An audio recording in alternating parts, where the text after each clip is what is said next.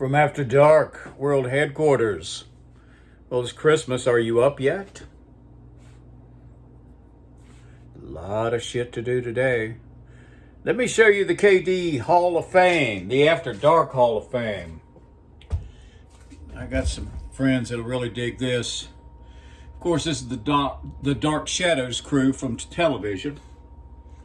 And that's one of my regrets in life. I never watched much Dark Shadows, and I don't really understand it like I should. I wish I could get a more comprehensive view of it. But here is Paul Newman trying to tell Jackie Gleason why he's a better player than Mr. Gleason is, probably challenging him to a game. And this is probably right before Mr. Gleason crucifies him. So anyway, that's my pictures for the day for Christmas. All right, so let's do a little reading, shall we? From my self-help books, 101 Personal Development Classics. Another one I've never heard of. Hang by the Tongue. That sounds like a porno movie. By Francis P. Martin. There's one person in the world who listens to every word you say, whether you say it out loud or to yourself, self-talk. It's your subconscious, of course, and the results of hearing all those words can be amazing. In Hang by the Tongue, Martin teaches us the power of our words and illustrates the connection between how you speak and what you feel, and how this all will influence the type of life you'll end up with. Very interesting. He talks about the fact that your successes or failures are really predetermined by your mind and come out through the words and actions you take, motivating you to see the power of change as possible with the right step forward. This book has strong Christian faith references, so anyone who is spiritual looking to improve the quality of life and frame of mind will benefit from it. Francis Martin, Hung by the Tongue, 1979. Another one I have to put up on the list. Continuing with Escape the Wolf and Risk Mitigation by Mr. Clint Emerson. Just a few ideas about keeping passports. Keep your passport with you at all times. The only time that you should relinquish it is to the hotel if required by law when registering. If you are required to identify yourself to local authorities for any reason. At night, lock your passport and your other valuables in your luggage. This eliminates any mysterious disappearances while you are asleep or in the shower.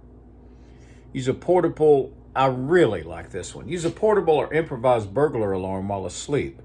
2 ashtrays and a water glass are quite effective as an alarm when placed on the floor in front of the entry door into your room. Place a water glass in one ashtray and put the second ashtray on top of the glass. If a straight chair is available, place it next to the door and put the ashtray water glass alarm on the edge of the chair when it will fall with enough racket to wake you. Risk mitigation, we're all about that. Calculated risk only. Way to go. Well, it's not Christmas.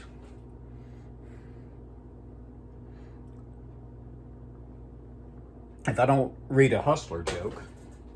I mean, who loves Christmas more than Larry Flint?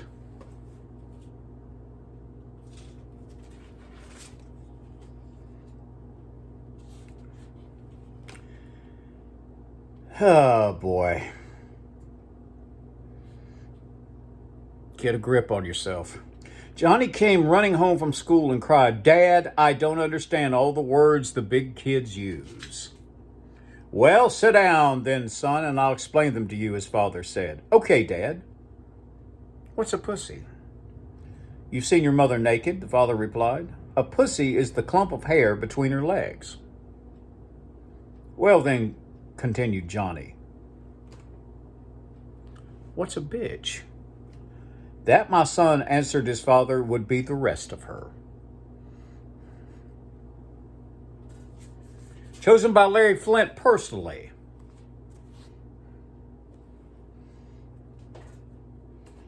last bit of reading will be back for the Cult TV book. I want to go inside the origins of Gilligan's Island. In 1963, veteran TV writer Sherwood Schwartz, Red Skelton, I Married Joan, was ready to break away from writing other people's shows and create his own sitcom. A literate man with degrees in zoology and psychology, Schwartz had an idea for a meaningful show. He'd take representative members of American society, strand them on an island. Yes, he admitted this was inspired by Defoe's Robinson Crusoe, and their interaction would be a microcosm of life in the U.S. How this idea turned into Gilligan's Island is anybody's guess. Sherwood's castaways were more caricatures than characters. He called them cliches: the wealthy, the Hollywood glamour girl, the country girl, the professor, the misfit, and the resourceful bull of a man. He added, anybody who is watching can identify with someone. Yes, but would they want to? And of course the answer to that is, well, hell to the yes. So here we are, it's Christmas. Get things done today that you've been meaning to get done, especially on the personal level today. Do you need to tell someone how much you love them? Maybe you should do that today. Remember, I'm going to say this, I usually say this the last, I'm going to say it the first. You don't have unlimited time. Don't you know that? So, take care of your interpersonal relationships today, and if someone needs to hear some kind words, by all means, do so. Because always be nice until it's time not to be nice. Be kind to animals. Discipline equals freedom. Never complain and never explain. And let me just say this again. You don't have unlimited time. Don't you know that? Take care of what you need to now, today.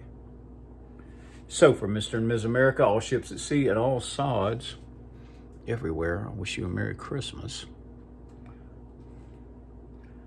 This is your fave old right correspondent KD, wishing you a great, glorious Christmas day. God bless us, everyone. I want to see you in the next year on the road to adventure. So with this, I will say, have a great day, everyone.